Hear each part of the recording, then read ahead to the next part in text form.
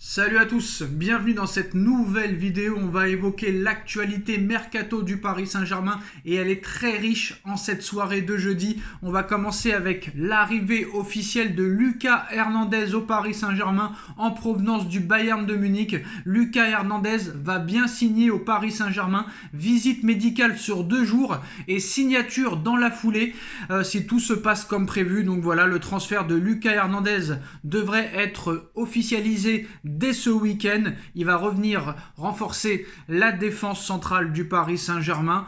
Le Paris Saint-Germain et le Bayern de Munich ont trouvé un accord officiel estimé à 40 millions d'euros plus 7 millions de bonus pour le transfert de Lucas Hernandez.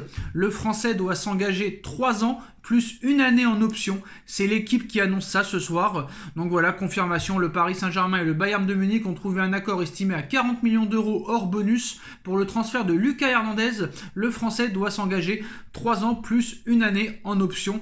Donc c'est sûr que ça va faire jaser, très clairement, parce qu'on se rappelle que Lucas Hernandez est marseillais, qu'il avait dit il y a quelques années qu'il était un très grand supporter de l'Olympique de Marseille, et en plus de ça, un jour il y avait un reportage chez lui et on a vu que dans sa piscine il y avait un logo Olympique de Marseille. Donc ça va faire jaser. Je pense qu'il ne sera pas apprécié et pas accepté par les supporters parisiens, mais il faut expliquer aussi, certes, que peut-être il est supporter marseillais, certes. Moi, j'étais pas pour ce transfert. Voilà, je vais vous dire la vérité. Après, c'est vrai que Paris s'en sort bien. Paris a bien négocié le prix. 40 millions d'euros, c'est bien. Pour un joueur qui accumule les blessures et qui avait 1 an de contrat encore, c'est pas mal. Faut voir ce qu'il va donner sur le terrain, mais c'est vrai que je pense le public ne va pas l'accepter.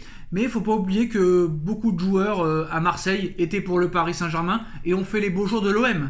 Comme Florian Thauvin, qui était supporter du PSG, Morgan Sanson, supporter du PSG, Patrice Evra, supporter du PSG, Dimitri Payet, supporter du PSG, et qui était à un doigt de signer au Paris Saint-Germain à l'hiver 2011.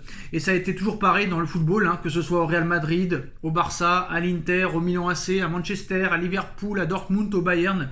Voilà, maintenant le football c'est du business, et en plus de ça, c'est un joueur qui avait vraiment envie de venir au Paris Saint-Germain parce que le Bayern de Munich, dans son nouveau contrat à Lucas Hernandez, lui proposait un salaire beaucoup plus onéreux que ce que proposait le Paris Saint-Germain. Ça prouve quand même bien que Lucas Hernandez voulait vraiment signer au Paris Saint-Germain et qu'il n'en fait pas une affaire personnelle. En ce qui concerne Luis Enrique est arrivé officiellement à Paris. Le coach est là pour finaliser sa signature au Paris Saint-Germain. Luis Enrique va aussi pouvoir visiter le nouveau centre d'entraînement à Poissy et aménager les locaux comme il le souhaite. Donc voilà, il était bien à Paris, il a pu profiter de ce voyage pour finaliser les derniers détails de sa venue au Paris Saint-Germain, la composition de son staff et les contours du mercato. Il en a peut-être aussi profité également pour visiter le centre d'entraînement de Poissy. Mais malheureusement, toujours pas de date prévue pour la reprise de l'entraînement. On parle d'une date de 10 juillet, en l'absence de prolongation de Trophée des Champions, qui n'aura pas lieu cette année en 2023, mais en janvier 2024. C'est peut-être pour ça que Paris aussi, avec le dossier Mbappé, on va en parler. Énorme information dans quelques minutes, les postos. Une énorme information, peut-être un coup de tonnerre et un rebondissement incroyable dans le dossier Kylian Mbappé. Avant ça, El Shaddai Bichabou était à Leipzig aujourd'hui pour des entretiens. Il est allé voir le terrain du club, il n'y a pas encore d'accord. Le joueur et le club sont intéressés par un transfert. Pour moi, il faut s'en débarrasser. Pour moi, il n'a pas le niveau. Pour moi, il n'a pas une marge de progression. Je l'ai vu jouer très clairement cette année, que ce soit contre Strasbourg, contre Monaco. Il a été catastrophique. Alors contre le Bayern, d'accord, tu peux avoir certaines excuses, mais j'ai vu que voilà, il a vraiment des limites. Et pour moi, El Shaddai Bichabou n'a même pas le niveau de la Ligue 1. Et pour moi, c'est un joueur très moyen qui aurait peut-être sa place en Ligue 2, mais pas plus. Maintenant, on passe au dossier Kylian Mbappé, les postos. Le dossier Kylian Mbappé. Mbappé ira-t-il au Real Madrid cet été? Mbappé partira-t-il du PSG au Real en 2024? Mbappé va-t-il surprendre tout le monde en prolongeant son contrat au Paris Saint-Germain?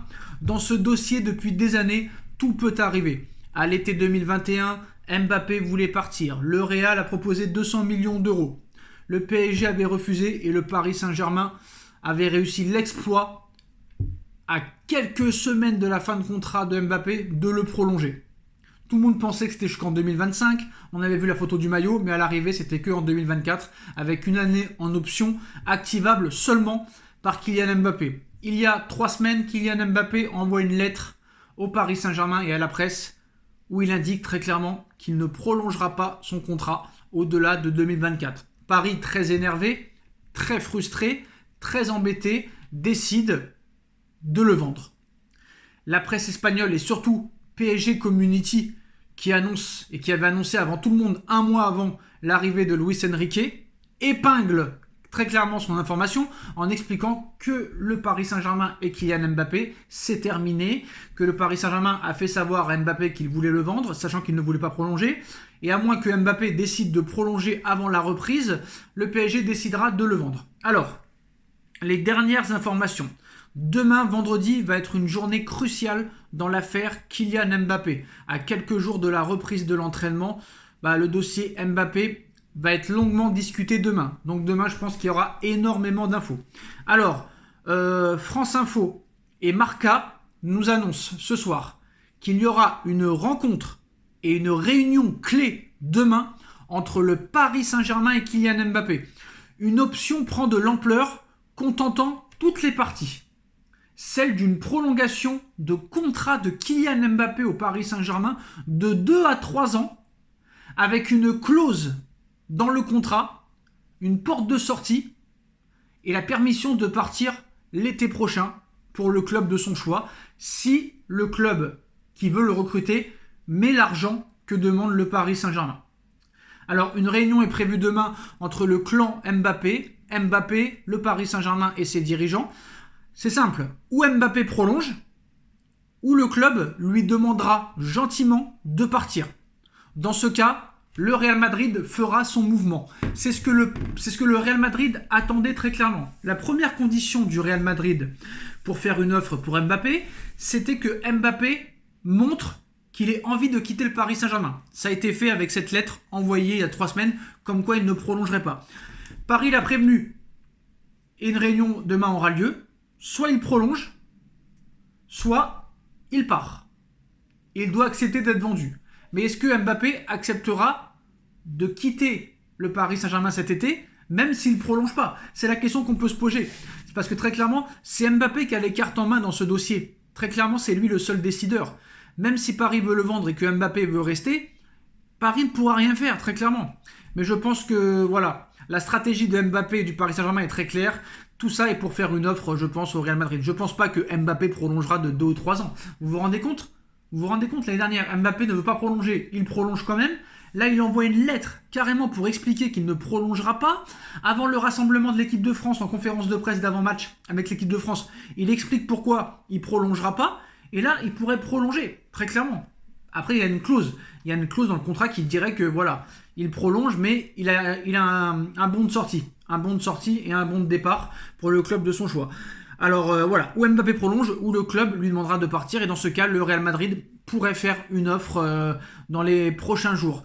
Mais la réunion de demain pourrait durer très longtemps. Est-ce que Paris va réussir l'exploit de prolonger Mbappé? S'il n'y arrive pas, très clairement, Mbappé devra accepter. Et Paris devra convaincre Mbappé d'accepter de quitter le Paris Saint-Germain cet été, alors que très clairement, en restant au Paris Saint-Germain, Mbappé il gagne beaucoup parce qu'il a une clause comme quoi il pourrait toucher une prime de fidélité au mois de septembre énormissime, et en plus le Real Madrid est prêt à lui offrir 120 millions d'euros de prime à la signature en septembre, l'été prochain, à la période Mercato 2024. Mais sachant que maintenant tu peux toucher même des primes à la signature en n'étant pas libre, Mbappé pourrait même toucher une prime à la signature cet été. Et très clairement, c'est encore l'argument que je pose sur la table. Ça m'étonnerait que Florentino Pérez reste toute une saison sans remplaçant de Karim Benzema, sachant que Haaland, Harry Kane et Osimhen ne viendront pas au Real Madrid. Réunion clé demain, Mbappé pourrait prolonger de 2 ou 3 ans et avoir une clause dans son contrat comme quoi il pourrait partir l'année prochaine si le club qui le veut met l'argent. Et si Mbappé ne veut pas prolonger, on rentrera dans une guerre très clairement de fou. Et si Mbappé accepte de partir et de ne pas prolonger, Florentino Pérez pourrait faire officiellement son offre de 200 à 250 millions d'euros. En tout cas, demain va être une journée de fou. Restez branchés sur cette chaîne, n'hésitez pas. On like, on partage, on commente, on s'abonne. On se retrouve très vite pour une nouvelle vidéo. Tchuss.